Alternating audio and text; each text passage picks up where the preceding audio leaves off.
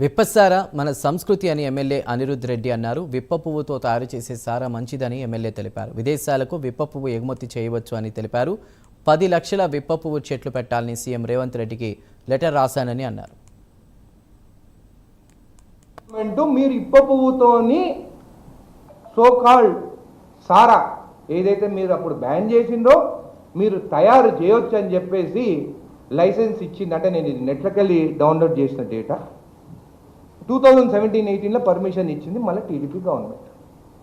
అంటే మన ఆదివాసులు లిక్కర్ తయారు చేస్తే తప్పు, మన ఎస్టీ సోదరులు చేస్తే తప్పు, కానీ బిజినెస్ పీపుల్ 100 కోట్లు సంపాదించే వాళ్ళు డిస్టిలరీ పెట్టి పువ్వుతోని తయారు చేస్తే మాత్రం కరెక్టా అని అడుగుతున్నాను. నేను ఎప్పుడైనా కానీ అది ఒకటే సిద్ధాంతం, మన వాళ్ళు పేదవాళ్ళు కూడా సంపాదించుకోవాలి, వాళ్ళు కూడా ఎకనామికలీ స్ట్రాంగ్ కావాలి.